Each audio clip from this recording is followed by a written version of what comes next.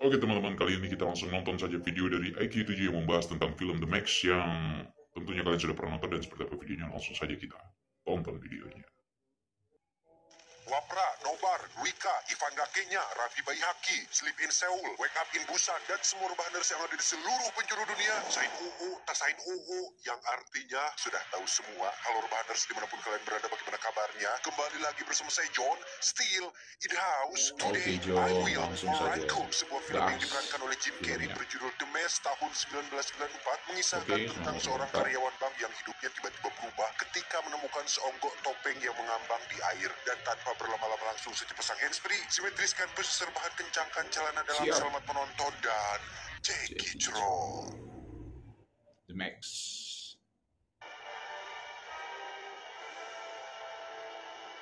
Kisah akan berfokus pada seorang karyawan bank biasa bernama Stanley Ipkiss. Ini orangnya, Stanley termasuk orang yang lemah, entah itu dalam percintaan atau pergaulan. Dia selalu salah mengartikan segala sesuatu yang membuatnya mudah dimanfaatkan orang lain, yang hal tersebut membuat Stanley masuk dalam kategori orang yang kuulen.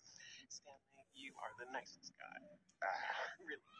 Saat itulah Stanley dan Samsul, temannya, kedatangan seorang customer cantik bernama Tina. Ini orangnya, niatnya kemari ternyata bukan untuk buka rekening atau mengambil dana BLT, melainkan untuk survei bank tersebut yang di tasnya terdapat sebuah kamera tersembunyi yang tidak disadari oleh siapapun. Savings and checking. CDs, savings and... it sort of looks like Dia bernama Dorian, seorang pengelola sebuah klub bernama Koko Bongo, sekaligus anak buah dari seorang bos besar mafia di kota ini. Dorian sengaja mengirim Tina ke sana untuk mengetahui seperti apa kondisi dan situasinya, karena dalam waktu dekat ini Dorian bermaksud untuk merampok bank tempat Stanley bekerja.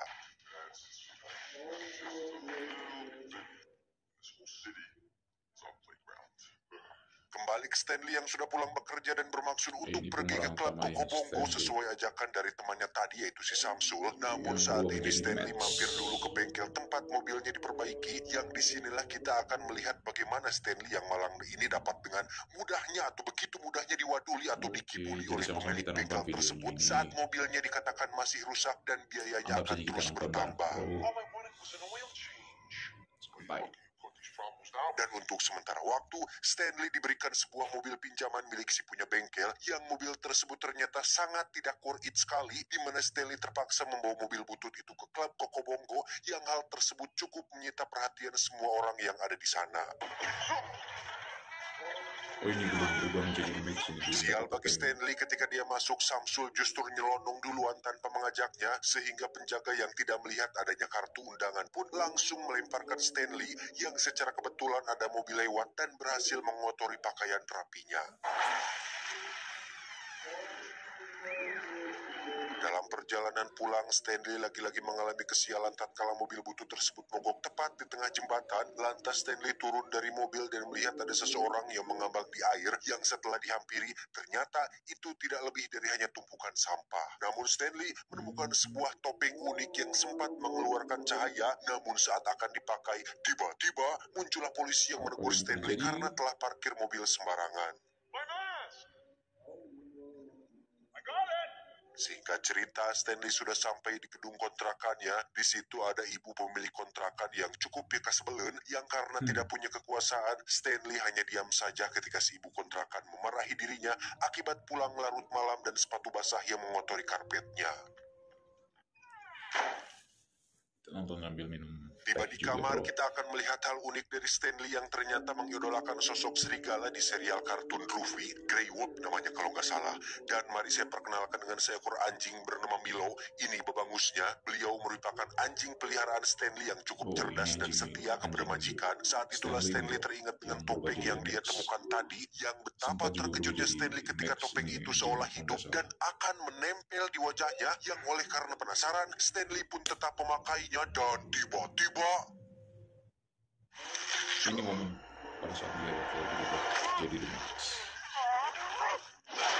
Apa yang terjadi ketika anjing melihat?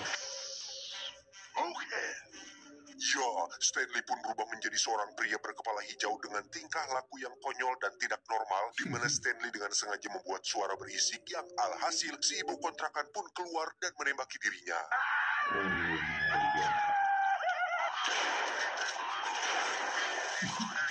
Entah kekuatan macam apa yang dimiliki oleh topeng itu, tetapi Stanley jelas bisa melakukan berbagai hal yang mustahil dan tidak masuk akal. Salah satunya adalah sekarang ketika tubuhnya gepeng, kemudian menghancurkan mobil seseorang dengan klakson dakocannya.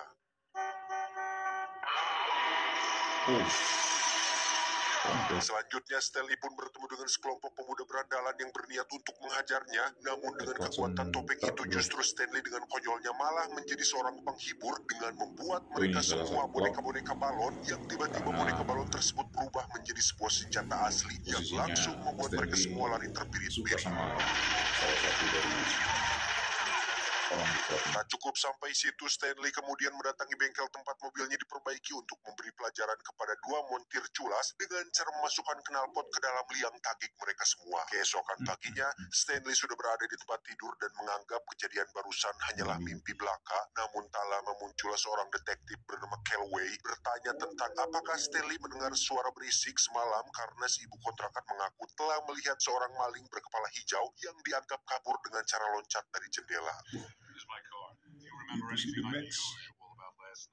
Tak hanya itu, bengkel tempat mobil Stanley perbaiki pun sekarang sedang ramai oleh polisi dan wartawan tatkala kedua montir di sana ditemukan sudah ternodai oleh sebuah knalpot yang tertancap di bagian anus, sehingga bisa dipastikan bahwa kejadian semalam memang telah benar-benar terjadi. Iyalah. Itu ketika Stanley sudah sampai di tempat kerja dan sempat dimarahi bos karena datang terlambat, muncullah seorang wartawan dari majalah Sobek bernama Peggy. Ini bebenguknya yang datang untuk mewawancarai Stanley terkait insiden di bengkel semalam setelah diketahui bahwa mobil Stanley sedang diperbaiki di sana. Istilah namanya adalah Peggy yang Stanley suka. Sementara itu kita akan melihat Dorian mendatangi atasannya yang merupakan bos mafia yang menguasai kota ini. Beliau mulai resah dengan Dorian setelah mendengar gosip tentang Dorian yang mulai melakukan pemberontakan seperti melakukan bisnis di luar organisasi dan rencana perampokan bank yang tidak seizin para dewan, sehingga sang bos besar memberikan waktu 1 minggu untuk Dorian pergi dari kota ini selamanya, yang dengan kata lain Dorian telah dipecat dari organisasi ini.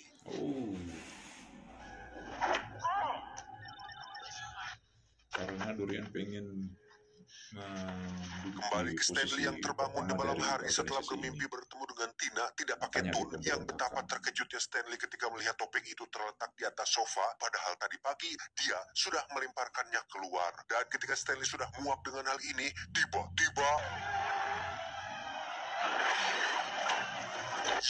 Stanley pun kembali berubah menjadi The Mask alias pria bertopeng yang alasan dia memakainya lagi adalah hanya ingin bertemu dengan Tina di klub Koko Bongo.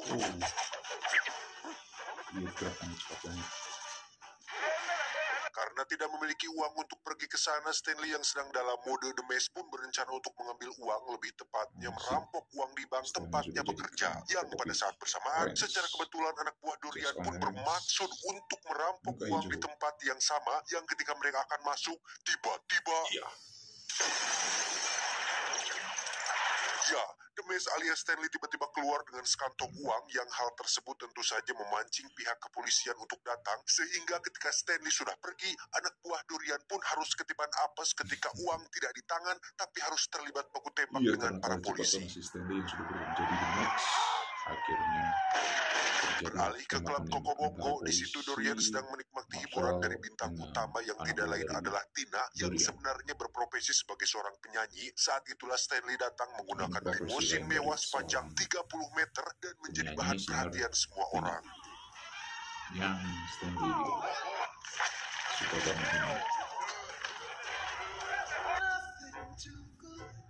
Dan kita lihat apa yang terjadi di dalam karena saking terkesannya dengan Tina, Stanley pun sampai-sampai bertingkah laku konyol seperti adegan dalam kartun, yang pada saat bersamaan Dorian pun diberitahu bahwa aksi perampokan mereka gagal dan justru melukai satu orang kepercayaan Dorian yang saat ini sedang berada di lantai atas.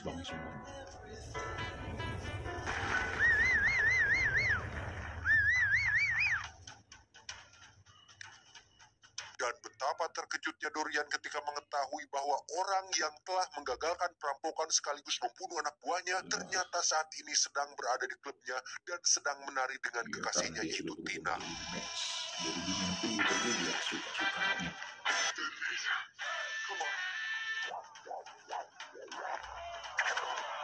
Saat itulah Dorian muncul dan menyuruh semua orang untuk keluar, lantas menembaki The Maze yang menghindar dengan cara yang di luar nalar manusia, yang ketika The Maze tertembak, dia pun mendekati anak buah Dorian, menangis dengan penuh kesedihan hingga membuat semua terhipnotis untuk ikut bersedih, diakhiri dengan mendapat penghargaan Oscar untuk akting terbaik tahun ini.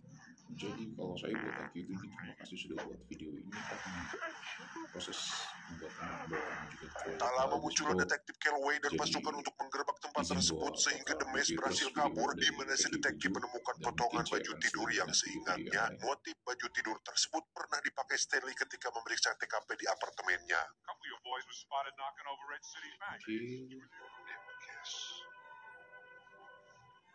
Sesampainya di kantor, detektif pun menyuruh anak buahnya untuk memeriksa data semua karyawan bank tempat Stanley bekerja karena dia curiga jika Stanley terlibat dengan perampokan tersebut, yang setelah melihat rekaman CCTV-nya, dia cukup dibuat terkejut dengan penampakan The Maze yang bisa bergerak sangat-sangat cepat dan memakai topeng karet berwarna hijau.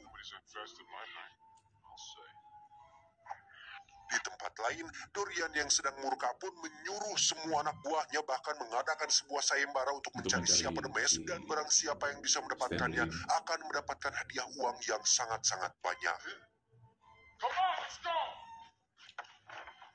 Kembali Stanley yang baru saja tiba di bank dan dimarahi bosnya, namun kali ini Stanley berani melawannya dengan balik memarahinya, yang nampaknya keberanian tersebut muncul akibat pengaruh dari topeng Loki yang membuat Stanley menjadi sedikit lebih bernyali. Tak lama muncullah Tina yang datang ke bank setelah mendengar bahwa The Maze, orang yang menari bersamanya semalam, terlibat dengan perampokan yang terjadi di bank ini, dan ternyata Tina diam-diam memiliki ketertarikan dengan pria bertopeng hijau tersebut yang dirasanya memiliki daya tarik dan karisma luar biasa. Mendengar hal tersebut, Stanley sebagai The Maze tentu saja dibuat GR sampai-sampai dia nekat mengatakan bahwa dirinya mengenal baik The Maze dan akan mencoba untuk mempertemukan Tina dengan The Maze malam ini juga.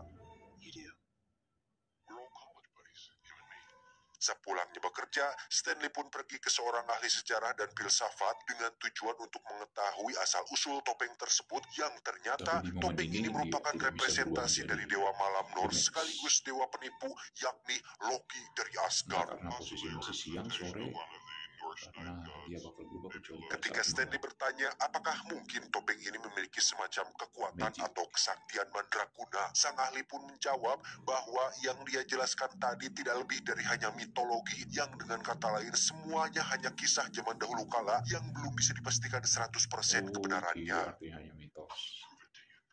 Bagi seorang pakar ilmuwan.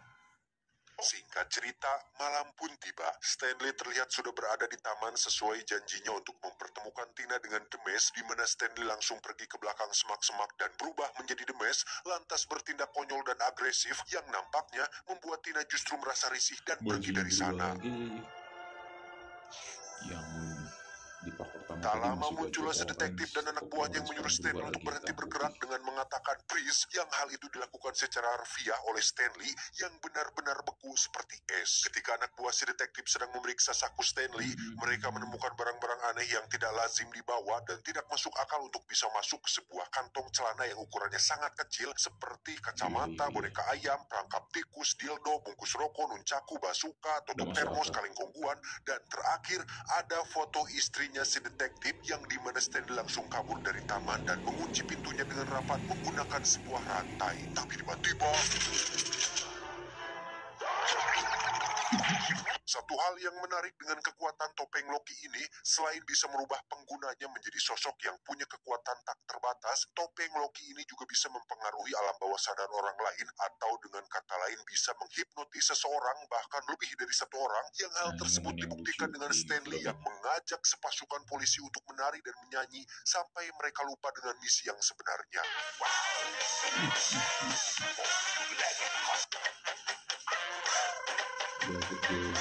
Selesai mengalihkan perhatian mereka, Stanley pun langsung pergi ke belakang untuk kabur dan melepaskan topengnya, yang ketika si detektif akan menangkapnya, muncullah Peggy yang datang entah dari mana, menyuruhnya untuk masuk ke dalam mobil dan membawa Stanley ke tempat aman.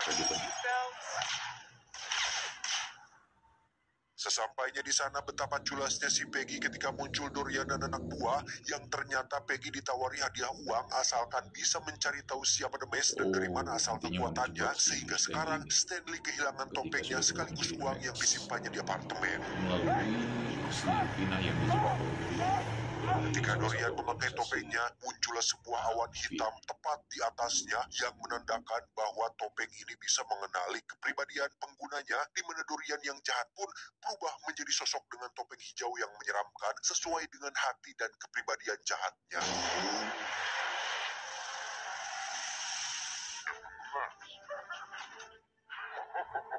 Oh, ini sudah Ketika Dorian anak yang buah pakai. Dorian sedang mengambil semua uang di kamar Stanley, ketika Milo orang si yang anjing sempat menggunakannya melihat adalah majikannya jahat, tengah maka dia terikat akan di jahat mobil, juga pada saat lantas menggunakan mengikutinya topeng sampai ke tersebut. kantor polisi yang dimana Stanley sengaja diserahkan untuk ditangkap agar Stanley sini tidak lagi Stanley bisa mau mengganggu ditangkap. urusannya si Dorian.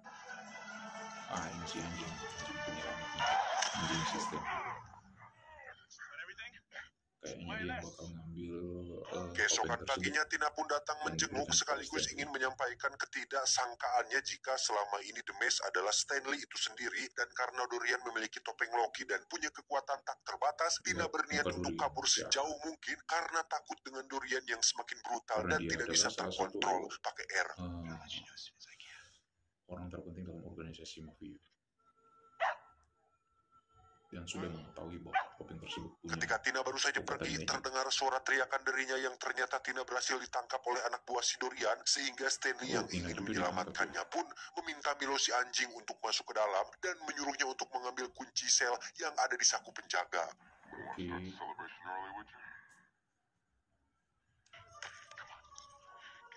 Dan kita lihat apakah si Milo berhasil menyelamatkan si Stanley. Di sisi lain, Dorian pun datang ke Kokobongo yang di situ kebetulan sedang ada bos besar yang sudah memecatnya, yang dengan kekuatan barunya sekarang, Dorian pun kebal terhadap peluru dan justru membunuh mantan bosnya dengan cara menembakkan kembali peluru-peluru tersebut menggunakan mulutnya. Dia akan beruntung menjadi pemimpin dari geng. Di saat bersamaan, Stanley terlihat sudah berada di sana, alih-alih ingin menyelamatkan Tina secara diam-diam seperti di film Die Hard atau Mission Impossible. Stanley justru berhasil tertangkap dan akan diikat bersama Tina untuk diledakkan menggunakan sebuah bom.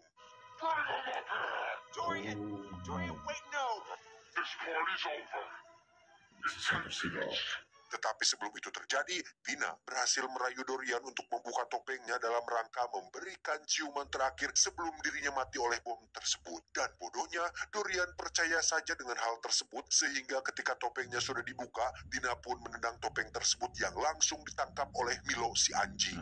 Ini yang saya bilang tadi, si Milo bakal ambil topeng tersebut dan diberikan kepada Stanley. Ketika Stanley terlibat kegelutan dengan Dorian, Milo pun dikejar oleh satu anak buah Dorian yang oleh karena terpojok, Milo tak sengaja memakai topeng tersebut dan tiba-tiba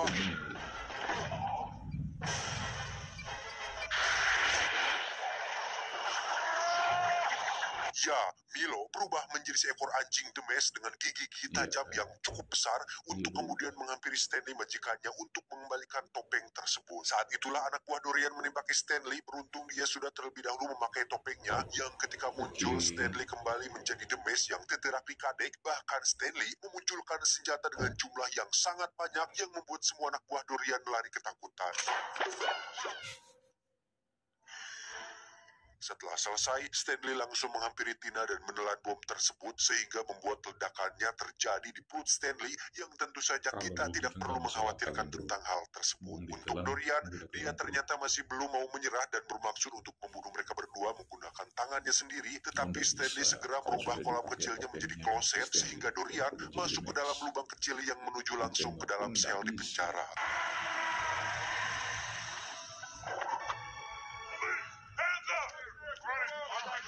Setelah semua selesai, Stanley, Tina, Samsul, dan Milo pun pulang setelah polisi berhasil mendapatkan pelaku perampokannya, yakni Dorian yang dianggap The Mask, di mana Stanley yang tidak ingin ketergantungan dengan topeng tersebut pun memilih untuk membuang topengnya ke laut dan hidup bahagia dengan pasangan barunya, yakni Tina. Oke, topengnya dibuang. Melihat Stanley bisa mendapatkan seorang wanita cantik, Samsul tentu saja tertarik ingin menjadi seperti dirinya. Yang kesempatan untuk mendapatkan topeng tersebut tentu saja tidak akan dibuang begitu saja, karena tiba-tiba Tamat, ending yang cukup, membagongkan. Dunia adalah panggung sandiwara, kehidupan adalah temanya, dan Siap. kita adalah pemerannya. Ketika kita tampil apa adanya, ternyata orang-orang tidak suka, bahkan cenderung membenci. Tetapi ketika kita memakai topeng dengan menjadi orang lain, orang-orang ternyata menyukainya. Maka sesungguhnya itulah masalah kita. Saya John, mewakili direksi yang bertugas, mengucapkan terima kasih dan sampai jumpa di video selanjutnya. Adios, kentut kecil Godzilla albino. Oke, jadi seperti itu videonya, dan udah ada saran juga dari si John tadi di happy ending dari video ini. Dan semoga kalian suka dengan video ini, dan kita bakal mereview dan menonton lagi video-video dari EQ7. Dan semoga bermanfaat. Sampai ketemu lagi di video-video reaction berikutnya, dan jangan lupa kalian subscribe, like, comment, and share. Terima kasih.